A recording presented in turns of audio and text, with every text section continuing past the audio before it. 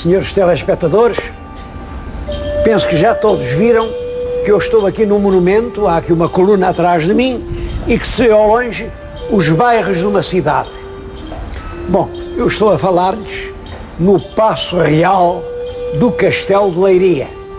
E este lugar em que lhes falo é o primeiro arco da Alcáçova Real, o primeiro e o único que era primitiva, aqui onde eu estou. Suponho que terá estado sentado o rei Dom Duarte. É muito possível que aqui mesmo, ele tenha redigido alguns capítulos do Leal Conselheiro. Aqui esteve com certeza o infante Dom Pedro, o infante das 7 partidas de Alfa Robeira. Isto foi Paço Real durante o tempo de Dom João I, durante o tempo de Dom Duarte, durante o tempo de Dom Afonso V. É um dos lugares mais ilustres do país. Mas eu venho aqui não é para lhes falar de nenhum deles. É para falar de uma das maiores figuras históricas da nossa Idade Média, de El Rei Dom Dinis. E falo do Dom Dinis neste sítio por uma razão. Dom Dinis ficou extremamente ligado à Leiria. Dom Dinis tinha um paço real em Leiria. Não era este, isso posso-lhes garantir que não era, porque tudo isto que aqui está, tudo isto que podemos ver, é cerca de 150 anos depois de Dom Dinis. Portanto, tudo isto é contemporâneo da construção da batalha, é obra de Dom João I, mas creio que o Dom João I já velho, e as referências que eu conheço falam em quem vivia aqui era o infante herdeiro do trono, Dom Duarte, El Rei Dom Duarte. Esse é que teve aqui o seu paço. Portanto, naturalmente o paço foi feito no sítio onde tinha sido o antigo paço del Rei Dom Dinis, mas eu não tenho a certeza. A certeza só tenho de que aqui, no Castelo de Leiria, El Rei Dom Dinis e a Rainha Santa Dona Isabel tiveram um paço, viveram um longo tempo, talvez uma grande parte da sua vida foi aqui, e é de Dom Dinis que eu hoje lhes quero falar.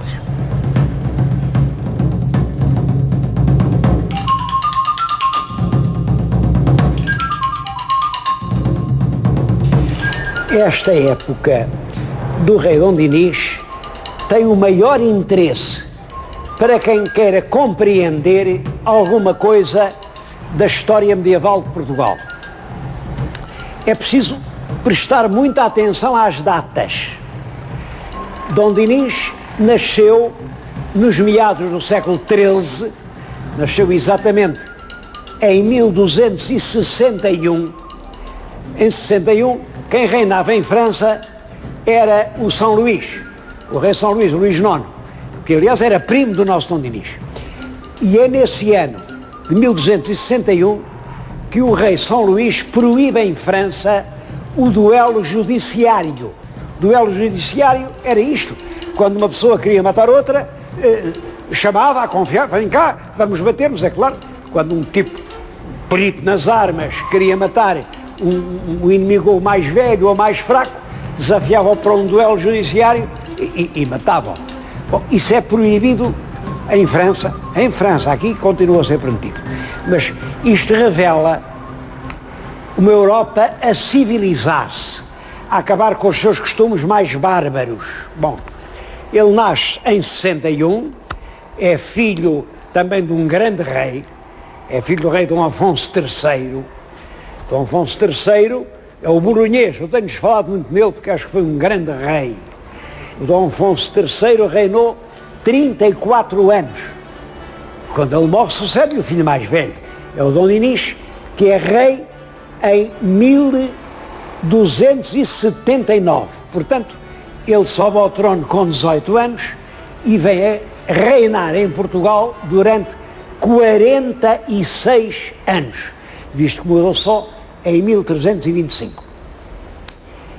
Estas datas são importantes por várias razões. Primeiro, os 34 anos de reinado do Dom Afonso III, com os 46 do Dom Dinis, fazem 80 anos.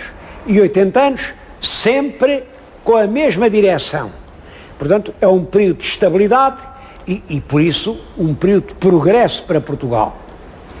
Bom, mas a razão mais importante, e para quem queira entender alguma coisa da nossa história, é esta, como vêem, estes 46 anos do reinado de Dom Dinis ficam cerca de metade no século XIII, que é um século de grande progresso, de grande prosperidade económica. Mas a outra metade fica no século XIV, que é um século de crise, um século de fome, de peste e de guerra. E o reinado de Dom Dinis reflete exatamente esses dois aspectos. Uma primeira parte progressiva, uma primeira parte gloriosa mesmo, e uma segunda parte de atritos, de convulsões, de guerras civis, em que o rei acaba praticamente derrotado e destruído e acaba por ter um fim melancólico, já com o herdeiro do trono que no fundo tinha tudo na mão.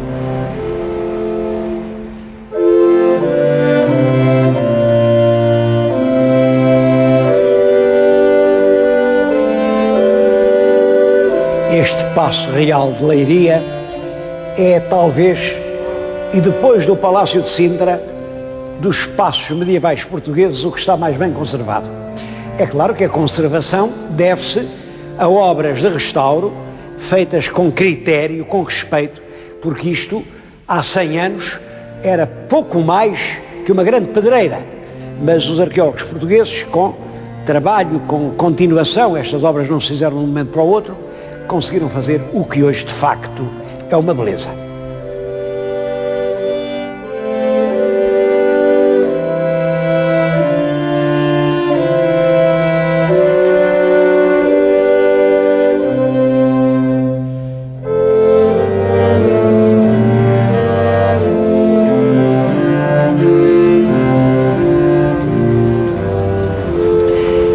Quando o rei sobe ao trono aos 18 anos, eu suponho que a primeira preocupação terá sido a de qualquer rapaz de 18 anos. Casar. Mas casar com quem? Bom, Dom Dinis escolhe uma das princesas de maior prestígio na Espanha e na Europa. Nem mais nem menos que uma filha do rei Pedro o Grande, rei de Aragão.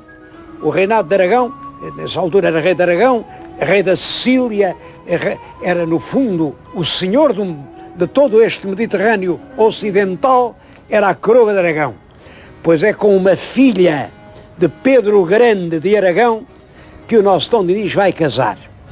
Em seguida, ele tem que regularizar um problema que o pai lhe deixou, que é as questões com Roma. Porque a Igreja considerava-se com certos direitos, direitos de impostos, direitos de isenções, direitos de propriedade. Quando um homem morria, para salvar a alma, deixava-lhe uma parte dos seus bens, depois o filho da outra parte, depois o neto outra parte, o bisneto outra parte. Imaginem isto desde o princípio da monarquia. Nesta altura a Igreja tinha praticamente todas as quintas boas, os lameiros, as fazendas, as ribeiras, tudo, quase tudo estava nas mãos da Igreja. Ora, isso não é mal nenhum, estar nas mãos da Igreja, claro, até é bem. Só que os bens da Igreja não pagavam imposto. Portanto, era a terra portuguesa que deixava de pagar impostos ao rei. Bom, por isso, já um antepassado do Dom Dinis, o grande rei Afonso II, tinha publicado uma lei a proibir as igrejas de adquirir mais bens. Pronto, a igreja tem o que tem, mas ninguém mais pode deixar coisas à igreja. Dizia-se isso que eram bens de mão morta. Bens de mão morta porque, é claro, não produziam nada para o Estado. Só que ninguém quis saber da lei do Dom Afonso II. O Dom Afonso II, como sabem, sucede-se o filho, é o Dom Sancho II, e ninguém cumpriu a lei. Continuaram a deixar coisas à igreja. Bom, sucede-se o Dom Afonso III e continuam também a não cumprir. E aí o Dom Afonso III disse, alto lá, eu anulo todas as dádivas da Igreja. Leis de desamortização. Só que aí, claro, os bispos protestaram e o Papa disse, não pode ser. O senhor está a interferir com direitos que a Santa Amada Igreja tem em Portugal. Então, fulminou as comunhões e disse o senhor é obrigado a respeitar tudo quanto é de Igreja, a acabar com essas leis pecaminosas e se não fizer isso, primeiro o senhor fica excomungado, depois é todo o reino que é interdito, depois é os seus vassalos que deixam de lhe obedecer, finalmente é o senhor que deixa de ser rei de Portugal. Bom, e é fulminado por todos esses decretos que vêm de Roma que morre o rei Dom Afonso III, pai do Dom Dinis, e o Dom Dinis aos 18 anos acha-se com isto. Um reino excomungado, era proibido dizer missas, era proibido fazer bispos, era proibido enterrar os mortos em sagrado. O reino estava desesperado, porque, é claro, as pessoas eram profundamente crentes e acreditavam por aquele caminho, iam todos para o inferno, ia tudo para o inferno. E o rei, portanto, trata de fazer as pazes com Roma. Vamos lá fazer isso. Ele era um bom diplomata, mandou os seus emissários a Roma, negociaram as queixas dos bispos, e queixa a queixa, então isto resolve-se assim, aquilo resolve-se daquela maneira, aquilo... Bom, olha, as queixas nessa altura, quando se fez a primeira concordata, havia 40 queixas. Bom, e isso resolveu-se com a chamada concordata dos 40 artigos. Para cada queixa, um artigo a resolver. Bem, não era tanto como os bispos queriam, não era tanto como o rei pretendia, mas enfim, era uma negociação de consenso muito prudente que restabeleceu a paz entre Roma e a coroa de Portugal. E é aproveitando-se dessa paz que o rei pôde agora, por exemplo, olhem, criar uma universidade. O Estudo Geral, que é pedido ao Papa em 1289 e é criado pelo rei por um decreto feito aqui em Leiria. Aqui, ele estava aqui neste castelo de Leiria, quando faz o decreto a criar o Estudo Geral em Portugal, já autorizado pelo Papa, porque nessa altura não podia haver universidades sem autorização papal. E, é claro, o Papa não dava licença para fazer universidades a reis excomungados. Portanto, foi primeiro preciso fazer a paz e depois criou-se o Estudo Geral. É certo que o primeiro Estudo Geral foi em Lisboa. Nessa altura o rei estava mais em Lisboa do que em Coimbra. Mas depois lá em Lisboa nunca fizeram uma casa própria para ela. Havia lá um barracãozote em Alfama, aqui ainda hoje chamam as Escolas Gerais. Dizem que era ali, não sei se era, se não era. Também penso que era no Alto do Carmo, no largo da Pedreira, mas não se sabe ao certo. Os burgueses de Lisboa disseram que não queriam lá os rapazes, como calculam, eram remexidos, boliçosos, faziam barulho, namoravam as pequenas daqueles bons comerciantes, daqueles bons mercadores, e portanto a universidade passou para Coimbra.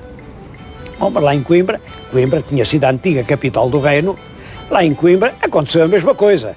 Os rapazes também incomodavam as pessoas, voltou para Lisboa, depois de Lisboa voltou para Coimbra, e portanto a universidade entra entre Lisboa e Coimbra e acaba por se instalar definitivamente no tempo de Dom João III em Coimbra.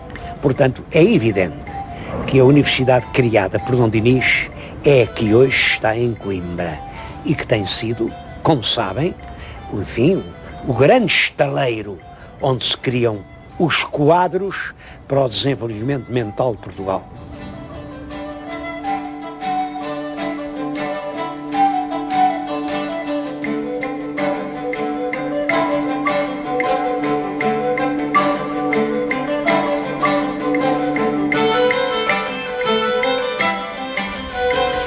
Também desses primeiros anos de Dom Dinis é o Tratado de Alcanices, é de 1297. Isso é importante porque é o tratado que fixa definitivamente a fronteira terrestre de Portugal. A ele devemos poder hoje dizer que somos o Estado da Europa com uma fronteira definitiva mais antiga Ninguém tem uma fronteira tão antiga. Estou-lhes a dizer isto agora aqui numa igreja que também era do tempo de Dom Dinis, embora a reconstrução seja da época de Dom João I, que é Nossa Senhora da Pena. Bom, e tenho que lhes explicar que este automóvel que vem aqui não é o automóvel do Dom Dinis. Não, é um automóvel, como veem, está forradinho, todo de latas de conserva. Isto tem a ver com um concurso que se faz aqui em Leiria, chamado Ambientarte. Bom, entre as conservas e o Dom Dinis pode haver relação, porque no tempo de Dom Dinis não havia conservas, mas é verdade que ele protegeu a navegação, ele instituiu uma bolsa de mercadores e quando se faz a história dos seguros em Portugal, vai-se sempre até ao Dom Dinis. É ele quem estabelece uma bolsa que permite aos mercadores que naufragam e que exportam, por exemplo, o vinho e o azeite. É Dom Dinis quem estabelece essa bolsa e é aí que começa a história dos seguros em Portugal.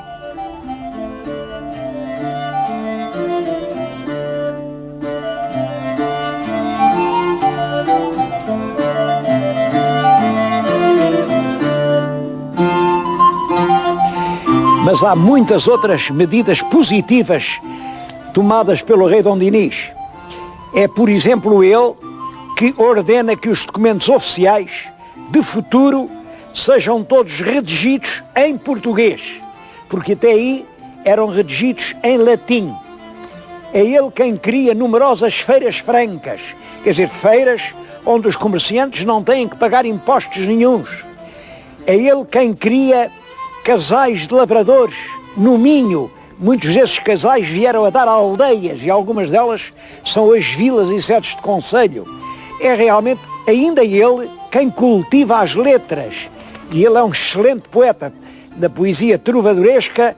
Ele é de facto um poeta de um alto nível e tudo isso faz de Dom Dinis uma das maiores figuras da história portuguesa. Bom, a verdade é que ele viveu, eu já lhes disse isso, uma das grandes esquinas da história, a passagem do século XIII, o século de progresso, vai de 1201 até 1300. Isso é sempre um período ascendente, mas quando chega a 1300 começa exatamente um período descendente. Porquê? Bom, é claro que cada historiador dá a sua razão. É verdade que por essa altura a invasão dos tártaros interrompe as rotas que levavam os europeus até a Ásia. É verdade que nessa altura os turcos otomanos ocupam todos aqueles lugares da Ásia Menor e, portanto, a navegação cristã com o Oriente é interrompida. Também é verdade que, em virtude do progresso do século anterior, agora os burgueses são mais ricos e, portanto, disputam o poder aos senhores e nas cidades instalam-se climas de guerra. Também é verdade que, como há mais dinheiro, irrompe a economia monetária, quer dizer, as coisas já são vendidas a dinheiro, dinheiro de contado e não por trocas. Bom, mas essa economia monetária vem agravar a situação dos senhores das terras, porque os senhores das terras precisam de dinheiro. Antigamente eles diziam, bom, tens lá a terra e dás-me tantos moinhos de trigo. Agora têm que dizer, dás-me tantas moedas. Mas rapidamente a moeda desvaloriza-se e estamos perante um quadro de senhores pobres e de lavradores ricos e, portanto, de fortes conflitos entre os estratos sociais. Senhores contra os lavradores e os lavradores contra os cavadores, porque os cavadores agora também exigem dinheiro, até lhes dão um nome odioso. Antigamente chamavam-lhes criados, criado é quase como filho. Agora chamam-lhe os ganha-dinheiros. Ganha-dinheiro, imaginem aqueles marotos criam dinheiro para trabalhar e os lavradores não querem dar-lhes o dinheiro e tudo isso cria um clima de contestação social, um mal-estar que se verifica em toda a Europa. Isto verifica-se na Espanha, na Itália, fortemente em França, na Inglaterra. Tudo isso é uma Europa em convulsão. E isso chega a Portugal. E é por isso que eu acho que os nossos historiadores, quando chamam questões de família às guerras civis do fim do reinado de Dom Dinis, não têm razão nenhuma. Há realmente um problema, um pretexto civil. De facto, o filho do rei, o filho mais velho, Dom Afonso, mostra-se muito inquieto porque o pai, o rei Dom Dinis, tem só aquele filho da rainha. Bom, mas o rei era poeta e gostava muito de senhoras. E de cada senhora tinha o seu filho. Ele tinha uma data de filhos bastardos. E tinha sobretudo um, Dom Afonso Sanches, que era realmente um homem superior, um homem muito inteligente, e de quem o rei gostava muito. E, portanto, o rei preferia aquele filho bastardo ao filho legítimo, que era o Dom Afonso. E entregou a Dom Afonso Sanches o mais importante cargo do país. O mais importante cargo, nessa altura, dizia-se mordomo-mor. Hoje a tradução de mordomo-mor é primeiro-ministro. Primeiro-ministro. O chefe do governo, que realmente governava os assuntos civis, era o mordomo-mor. Pois bem, Dom Dinis entrega isso não ao filho legítimo, que já é o homem, mas ao filho bastardo, Dom Afonso Sanches. O filho legítimo não concorda, naturalmente, sente-se preterido, julga até que o pai o quer substituir no trono e revolta-se contra isso. Isso são factos, tudo isso está documentado. Agora, o que é importante é que a maioria do país segue o infante revoltado. As tropas, as milícias dos concelhos estão com o infante revoltado, não estão com o rei. O chanceler, quer dizer, o homem que governa em nome do infante revoltado, é um advogado de Beja, filho de um carpinteiro de Beja, um homem chamado Gomes Lourenço. Olhem, naturalmente um dos primeiros alunos da universidade. A universidade cria realmente novos valores e é um jovem diplomado da universidade criada por Dom Dinis que vai aqui proclamar aos povos contra o rei. E a queixa que eles fazem é esta: el rei não faz justiça. Justiça entendia-se fundamentalmente por equilíbrio entre grandes e pequenos. Fazer justiça era proteger os pequenos contra a cobiça e a ganância dos grandes. E a revolta era em nome, não era em nome lá do infante Dom Afonso, não. É que el rei não fazia justiça. A rainha, que é uma mulher superior, uma mulher de grande envergadura, está do lado do infante rebelde, não está do lado do marido. Mais, a rainha mãe de Castela, a rainha Dona Maria de Molina, está do lado do infante rebelde e chega a escrever ao Dom Dinis: o melhor é entregares ao teu filho o governo do país. É claro, Dom Dinis fica indignado, como é que vai agora abdicar do seu poder? Mas tudo isto revela que do lado do infante rebelde há poderosas forças contra as quais o rei não pode fazer nada. Estou-lhes a dizer isso aqui, há pouco estava em Leiria e agora estou em Estremoz. Vem ali atrás de mim uma torre, aquela torre era um aposento real, aquilo foi construído pelo Dom Dinis. Bom, o Dom Dinis pede a ajuda do Papa contra a rebeldia do infante e o Papa realmente manda uma bula a dizer que os filhos têm que obedecer aos pais e, portanto, excomunga o infante se ele não desistir da sua revolta. O rei pediu ao bispo de Évora que viesse até aqui a Estremoz e que dissesse ao infante que os excomungava se ele não entrasse na ordem. Bom, pois os partidários do infante rebelde o que fizeram foi atassalhar o bispo de espadeiradas e o bispo ficou feito em bocados. Acabou-se o bispo. Esse drama passou-se nesta torre. Esta guerra sangrenta, que é Portugal inteiro. Aqui no Alentejo as pessoas estavam realmente pelo infante. Mas ele também era senhor de Coimbra. Ele também era senhor da Vila da Feira. E era senhor de Montemoro Novo. E quis ser senhor de Guimarães. Aí o rei arranjou um cavaleiro que defendeu o castelo, ele não conseguiu entrar em Guimarães, mas tudo isso termina em um grande combate nas ruas de Guimarães, quando os fidalgos se impõem e dizem: não é possível continuar com esta guerra, todos a matar-nos uns aos outros, e obrigar o belo rei Dom Dinis a fazer a paz. Tudo isto mostra que não é uma questão de família, é apenas a repercussão em Portugal das grandes transformações da Europa. O mal-estar social, resultante em grande parte dos crescimentos económicos do século anterior, provocam essa profunda crise em que termina o reinado del rei Dom Dinis.